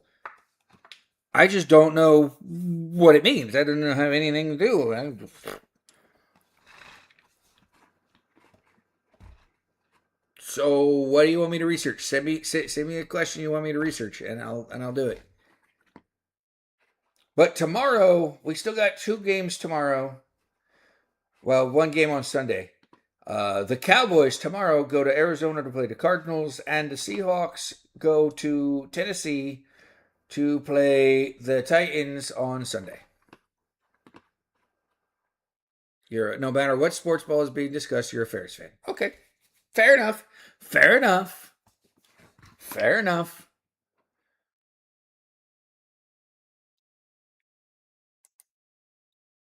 I don't know what to research if I don't have a question. So that's what I said. I have no idea where any of that rabbit hole leads. I saw the article. I don't know what you want me to do with the article. I wish I had a better answer for you. Sorry. Manchester,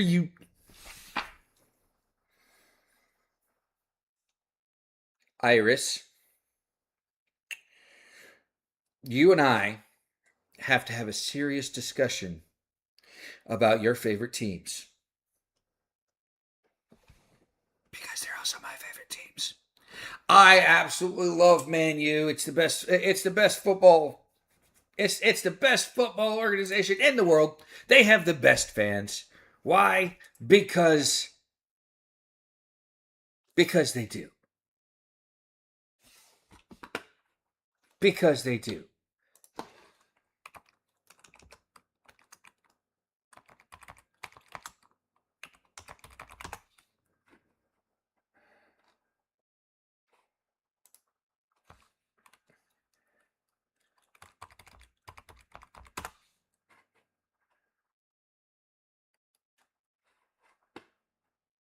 Because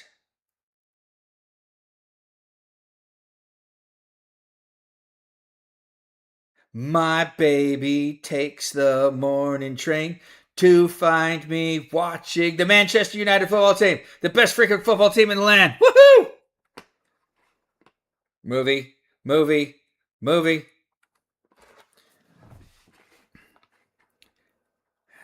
Man U is not actually the most famous team. The most famous team would probably be Liverpool or Arsenal. And that's just out of pure fact. Right? But if you like Man U, if you like Manchester United, then you should like Tampa Bay Buccaneers. Because the Glazer family owns both teams. The Glazers own Man U, and they're hated by Manchester for owning Man U.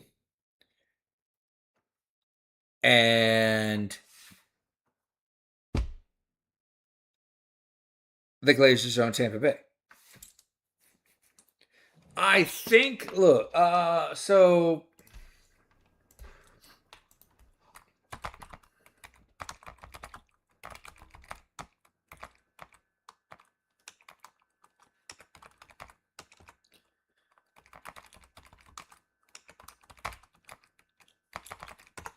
let's see here. Nope. I'm sorry, Kevin. You were right. Though we're both kind of right. Man U is widely considered one of the most watched sports teams on earth, boasting a massive historical global following, upwards of 600, 750 million fans, built during their dominant Alex Ferguson era.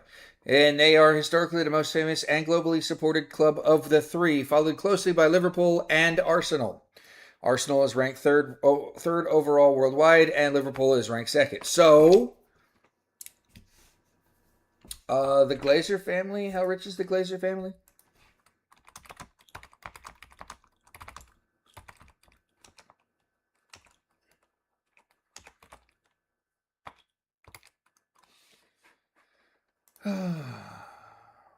Glazer's family have an estimated combined net worth of roughly $10 billion, with each of the six siblings, Avram, Joel, Edward, Darcy, Kevin, and Brian, holding an individual net worth of estimated $2 billion.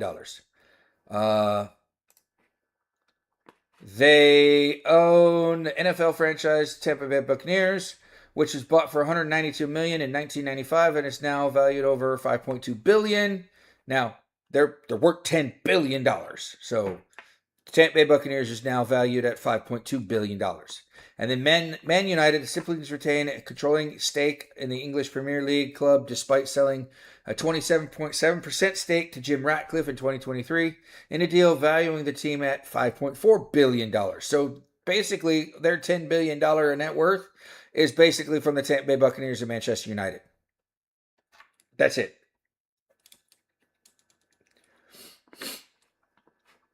Their properties and real estate portions of the family fortune remain tied to extensive commercial real estate, shopping centers, and corporate holdings managed through arms like Glazer Properties and First Allied Corporation. Man City can't suck it though. I could never wear light blue on a field. No, absolutely not. I'm sorry. I could never wear light blue on a pitch. Sorry. Your good thing to eat your signed copy of The True History of Captain Flint arrived. Well, Kurt, tell us about the book. What is this book you speak of? I have no knowledge of what this book you speak of is. And who signed it? What is it? How big is it? Have you started reading it? The people want to know. Iris, speaking of, have you read your novel yet? Have you read your copy yet?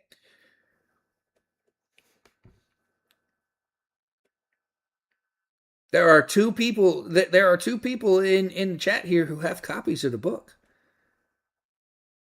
3 if Puffy Cheetah was here, but you're gonna finish reading the book on your plane ride. Do you like the book? Is the book the context? Is the context of the book outside of pages 128 through 136? Is the rest of the content of the book pretty good? Do you have any questions that I might have to answer?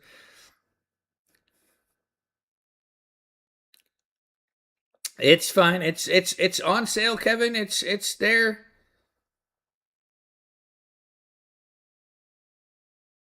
A friend's poetry book is on the top. Well, okay.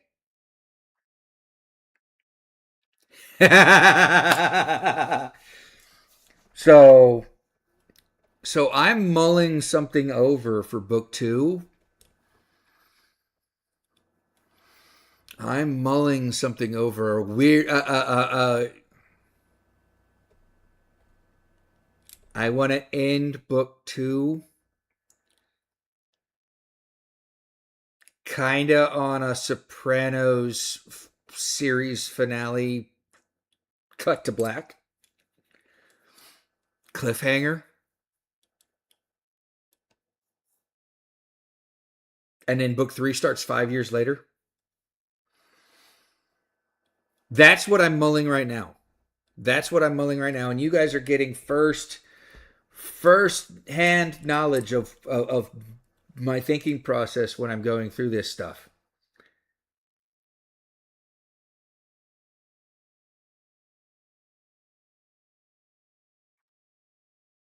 So, you know how book 1 ends. Well, Puffy Cheeto knows how book 1 ends. You know how you know where book 1's going.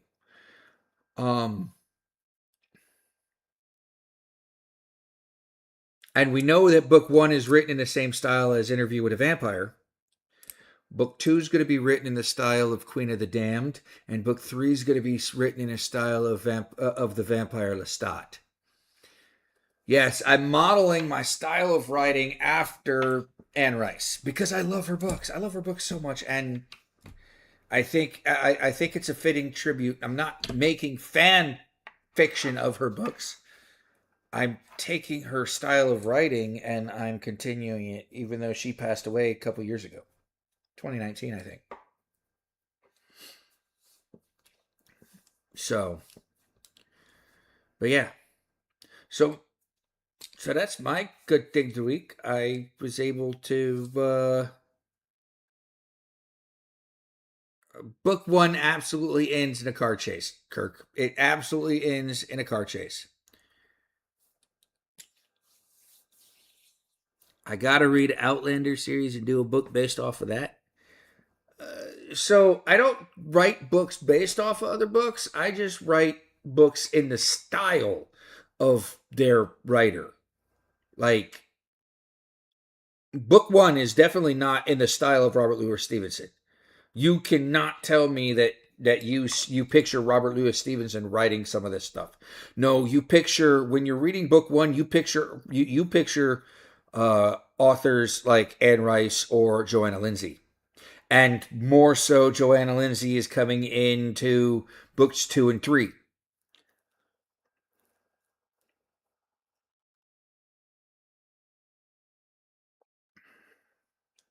So for the longest time, Kevin, Anne Rice didn't like people fan fictioning off of her books. And she would actually write. She would actually go into legal and get cease and desist orders for people writing fan fiction about her books and stuff like that. And it wasn't until a couple decades later she was like, it gets me exposure. It gets them exposure. If they want a fan fiction off my novels, fine, go for it. So, um, yeah, we'll talk. We'll talk about the Outlander series, and I'll see what it is. I'm not a big reader anymore either, so.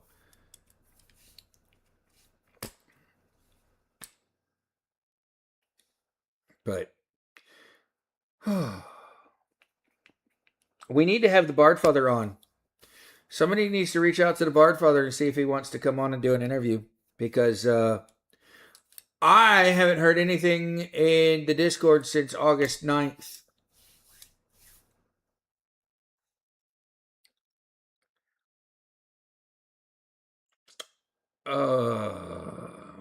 Maybe. It's definitely not going to be a pirating novel if I do it that way. Because Scotty Oakenlake has written a novel or a series, or is writing a series of books also. Pirate books. Well, not pirate, but well, yeah, pirate books. Kind of, sort of. Where the ancestor gets basically reincarnated or brought into the body of one of their descendants.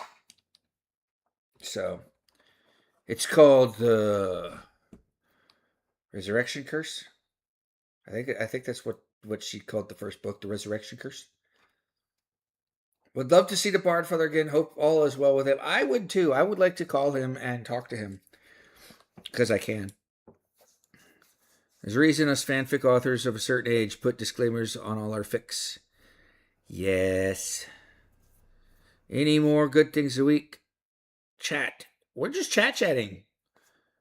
I don't think there's any more good things a week. I mean,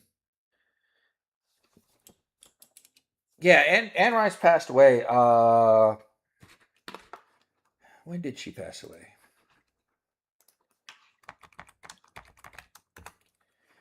2021. December 11th, 2021. I mean, she was 80 years old, so do something along the lines of an archaeologist finding something and magically gets taken back. They did that. They did that. That is called Indiana Jones and the Dial of Destiny.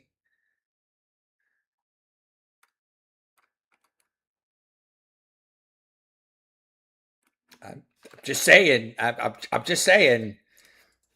Dial of Destiny.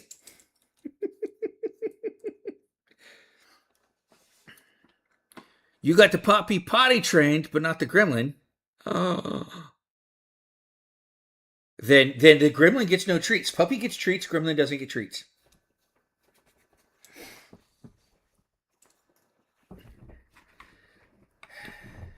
She had to be one of the most best-selling authors of all time. Maybe.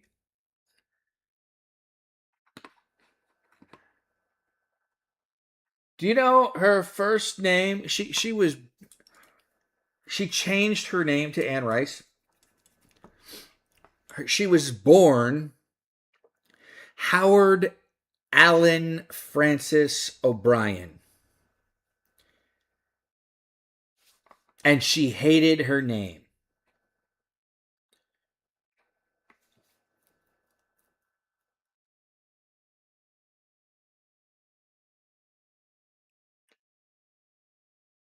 Apparently, her mother thought it was a good idea to name her Howard. Her father's middle name was her father's name was Howard. Her mother wanted to name her after her father. She thought it was a very interesting thing to do. Her mother was also a bit of a bohemian and a bit mad, but a bit of a genius and a great deal of a great teacher. She had the idea naming a woman Howard was going to give that woman an unusual advantage in the world. But Anne Rice kept getting teased in school, so she had it changed. And then her mother was like, okay with her change.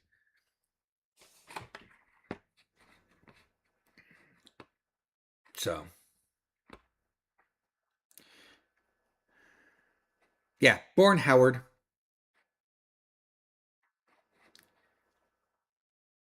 So, if Outlander is a TV series, it's gonna be down low on my TBW.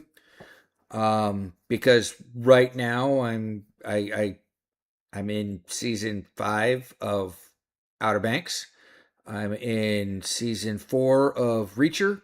I'm in season 4 of Ted Lasso. And I only usually start series when the previous series is on hiatus for the summer or whatnot. So,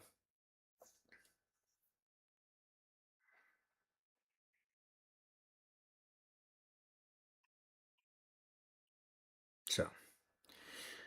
But anyway, oh, it's 11:54. We did another 2-hour episode, everybody. Outlander is very spicy. Ooh. Is it Game of Thrones spicy? Is it Taboo spicy? Speaking of which, Taboo is being is season 2 of Taboo is finally being written. There's actually scripts written for some of the new episodes for season 2, and it's been a while because Tom Hardy was doing Marvel movies and stuff like that. But 2 hours, good thing we didn't have a third question. Well, I could drag out. I could drag out stuff when we don't have questions. It's just me talking.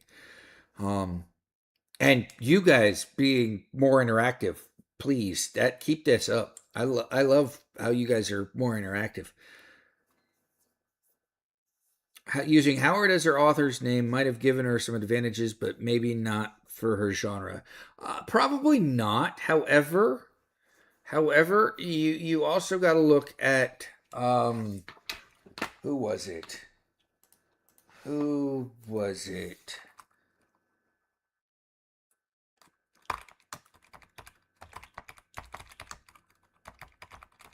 I think, yes.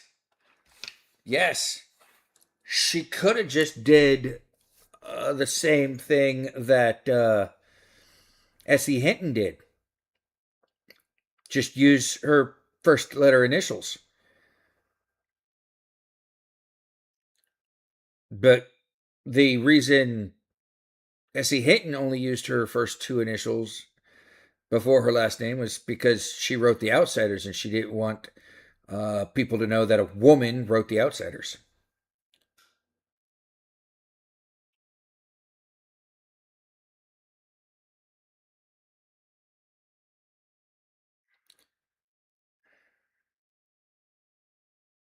So, hey, I'm going to give you guys homework.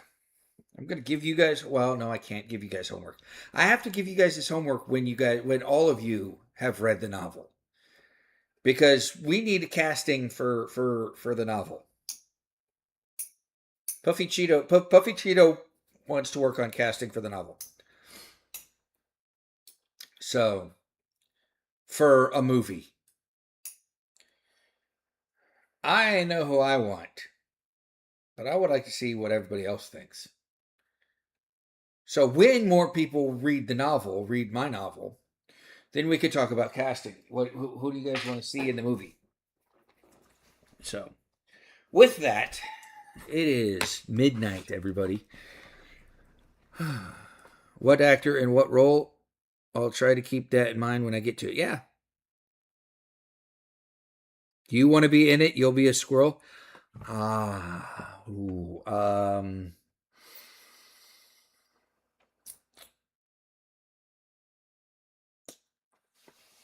Iris, would you be Elizabeth Harrow?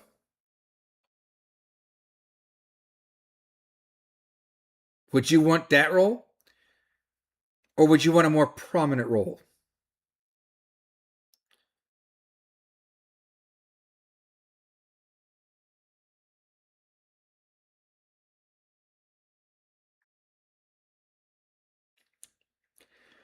You tell me privately, because yeah.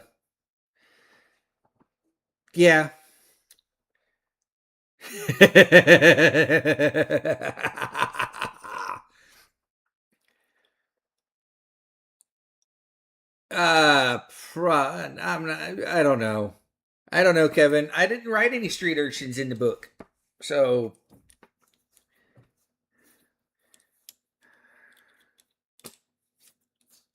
anyway, it's that time, everybody, and I am getting sleepy. I was gonna end the stream and get on and play some video games, but I think I'm gonna go take a sleep.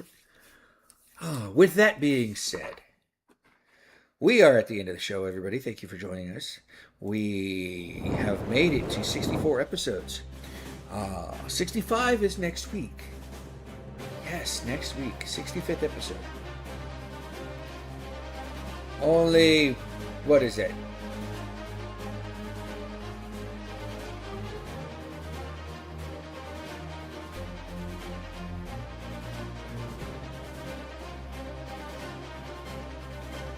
That's going to be 35 episodes till we hit 100. Your Guinness is closing your eyes too. Have a good night. Have a good night, everybody. Thank you for joining us. This has been the 64th episode of Rogue Bard Advice, our D&D, TTRPG, Sports and Everything podcast. I have been your host, the Pirate Archaeologist, and we would appreciate if you have questions, whether they be D&D related, archaeology related, sports related, odds and ends related, whichever. I would appreciate you if you just emailed me at roguebardadvice@gmail.com, or if you're part of the Discord, you can shoot me a message in the proposed questions for Bard Advice section of the Discord channel, and I will get to them. I would like to thank everybody for joining. Iris and Jim and Kirk and Kevin and Retriever of Gold and everybody who's in the chat. Thank you for joining. I couldn't do this show without you guys. You guys are the fan base. You guys keep this thing going every week. So with that being said, have a great weekend. I will be doing pirate stuff tomorrow. And I will see you guys in 1 week. That will be on the 28th of August. Same Rogue Bard time, same Rogue Bard channel. That is 10 p.m. Eastern, 9 Pacific, 8. No, I'm sorry, 10 Eastern, 9 Central, 8 Mountain, and 7 Pacific for those who are keeping track and keeping score. And that's the title of this episode, Know the Score. Thank you for coming, and I will see you next week.